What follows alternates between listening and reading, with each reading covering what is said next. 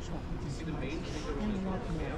And then there are some two buildings next to each other where people are still in the same professions. So that is something special. Now that fountain, no water, already for the winter time ready. This has to be with the entrance of the 1803, it was over. 100 years later, this fountain was given to the town because the people wanted to remember 1903. Passau was already 100 years out of Bavaria, and in the days of the Prince Bishops, the state of its own. Well, on top is our Mother Mary with Jesus. At her feet there were 3 angels, Baroque angels. And I had this morning a lady, she said, why do you say Baroque angel? It could be any angel. No, but they have belly. In the Baroque days, it was beautiful to have a belly, because then you showed that you were rich, you could feed, you could eat a lot, everything you wanted. Now we have the opposite side. The skinnier the people are, the more beautiful they are. Some are skeletons. But that is a different style of what you like beautiful. That little boy got a Tyrolean hat on. That is the River the Inn. He comes from Switzerland. Then he goes to the Austrian state Tyrol, capital city is Innsbruck, where it showed the inn. That's why he wears a Tyrolean hat.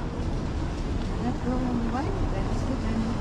She got the brains in her head, because the Danube flows to the Furtland, south of Germany. And then we're going to have a look at the third, and who could be the third one? The Ilz, where the fresh water mussels are living. And if you see her, and you have fantasy, you say, I see, she got strings of pearls in her hair, with a lot of fantasy, you can see. I can't see it, well, 10 years ago we cleaned it up again, as bright as it was in those days. People in Passau don't like the dirty. They say they were used to the dirty. And if you look at the scaffolding of our constructors, there is a left side of the dirty church. Well, I can tell you, one day it will be again like that. But now we see the original as it was finished in the old days. That building below we have now since 4 years. Nobody likes it. It's for the constructors. That is a workshop, so to say. They need it badly, but a lot of people say it doesn't fit in the town. Yeah, the architect said, I don't want to make a competition with the church, so I make it easy. I know that some people even ask the bishop how long that will stay here. The bishop said, well, you have to get used to it, at least 60 years. So we will get used to it.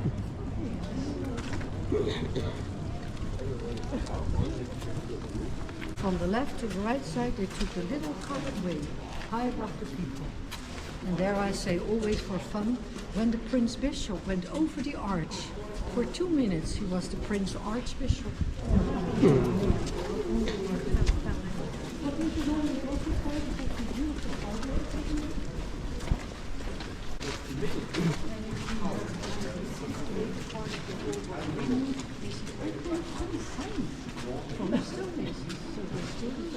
Old tradition, here also. Everywhere you look, you will find such a thing. Here also, yeah.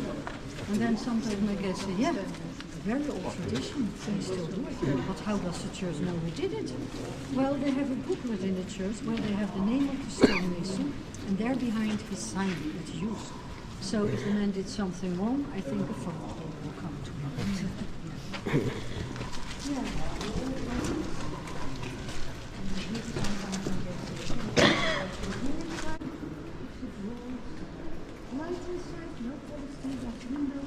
We don't point up above the windows anymore. We have a round form.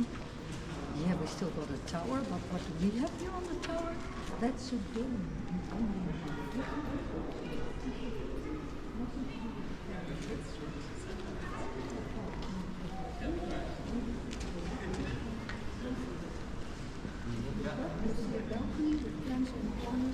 That was the end of our tower. It was there we worship to the oldest Spanish church of Passau, and that's Paul's church. He dates back to the year 1050. Paul also burned down in the city fires from the 17th century. So they rebuilt Paul, but they gave him a huge tower with a huge steeple. And then they hired the bishop. So Spanish rest is already done. Last October, I asked one of the constructors, I said, sir, when is the last part done? He said, with Christmas time. I forgot to ask the year. It was not done. And this year, Christmas will not be done, maybe next year. The rest is done. So we don't have any.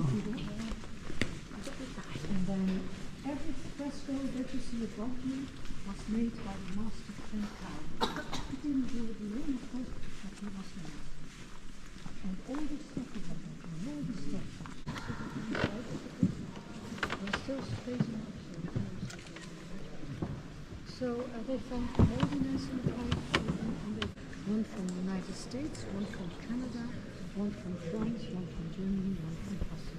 And this takes to 2027, or they will become so different. But then you're with Pope Benedict XVI, Ratzinger. He was Bavarian, and the Ratzinger name was very, very well known in these parts because this is where he was before he went to the Vatican. And his brother was here as well, the Ratzinger brothers, rock stars in the Catholic Church growing up as they ascended the ranks. Of course, you can't get much higher than the papacy. And then when Benedict XVI stepped down from the papacy because of frail health, at least that's what the official story was, he was still living in the Vatican. And a few years went by, and he was old, and his brother was here in Regensbury. And the two brothers wanted to meet. They hadn't seen each other in about a decade, maybe even more than that. So it was all over the news, all over the media outlets that Benedict XVI was returning to Regensburg to visit his brother. And so it was basically the Ratzinger brothers reunited. This was just over 10 years ago. And Benedict XVI came to town, and everyone celebrated that. And they had their pictures taken, and they were in the newspaper. Look at the two brothers after all these years back together. And when Benedict XVI returned to the Vatican, I think it was just about a year and a half later, both of them had passed away. It was obvious that they were holding on just long enough to see each other one last time, and they managed to do it, although it took a lot of logistics involved in moving Benedict XVI around with his frail health. But since he was Bavarian, it was more than just coming back to see his brother. It was very much a homecoming in a sense, although he wasn't born in this area. He was born in a little place called Alötin, which is at least an hour and a half away. But this is where he was serving before he went off to Rome. I also would like to introduce myself. So my name is Sophie, and I will be your guide today. I'm from Regensburg, so I was born here, but I grew up in a little village 30 minutes on the outskirts, typical small town with one church, one farm, and an elementary school. So Regensburg here for me was the big city to move to. And when I say big, I mean 180,000. That's considered a big city in this state. So Regensburg is the fourth biggest town of Bavaria. Hello, hi, are you in my group? Yeah. Yes? Welcome to Regensburg. Connected with the bridge, two enemies on each side. That fight would actually last quite long. So from the 13th century until 1924, the two cities were not together. So only about 100 years for the merchants and become popular in power because of the trading connections.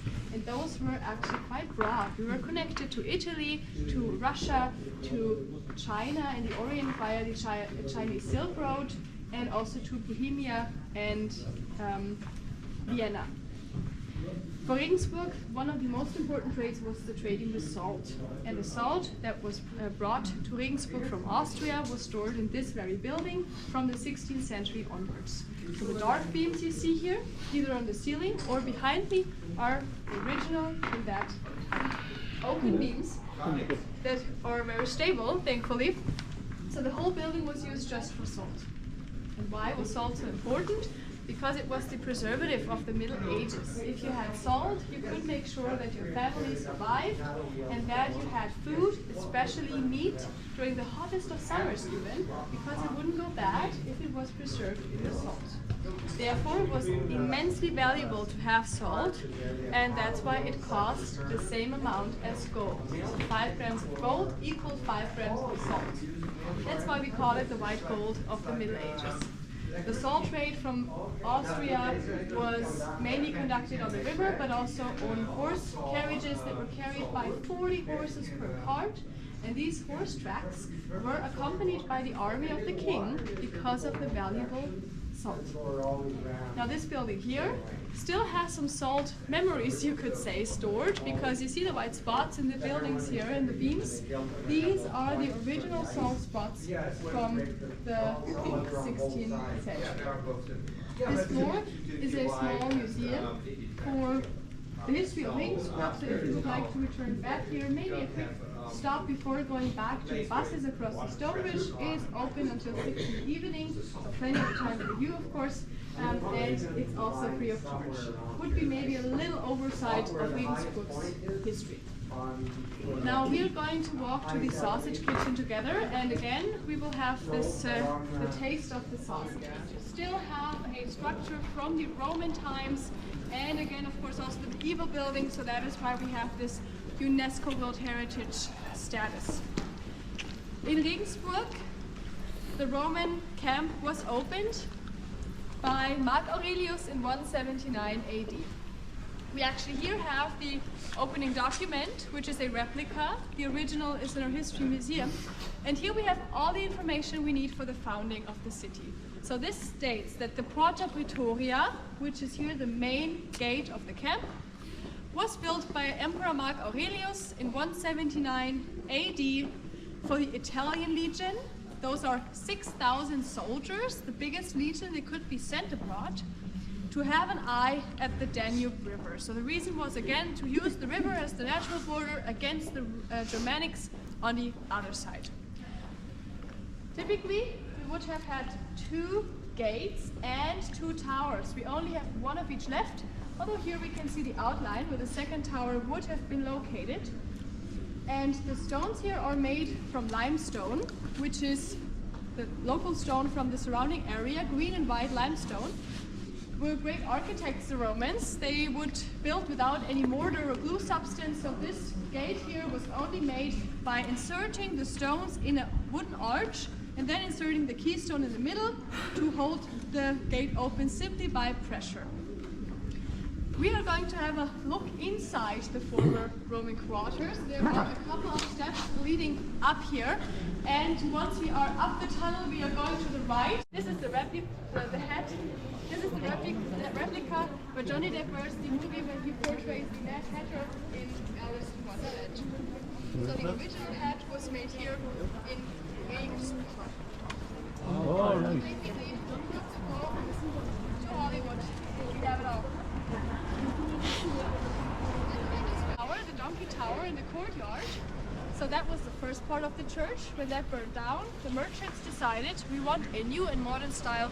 So with the help from stonemasons in Paris, they would make this church possible, and they built 600 years because the money losses, the limestone material was not there, the workforce would rebel, or we had wars in town.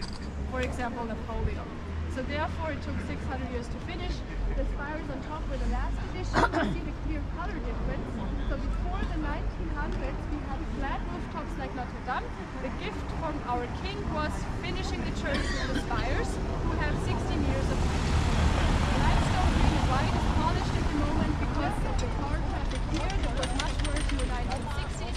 The stones tarnished. So we do have to exchange them individually, stone by stone. That takes quite some time. The scaffolding on the right has been here for the past 6 years. Cost around $3 million by now, which is financed by the state. So the church is in fact owned by the state of Bavaria. If you would like to enter the church, that is possible. You can also take pictures.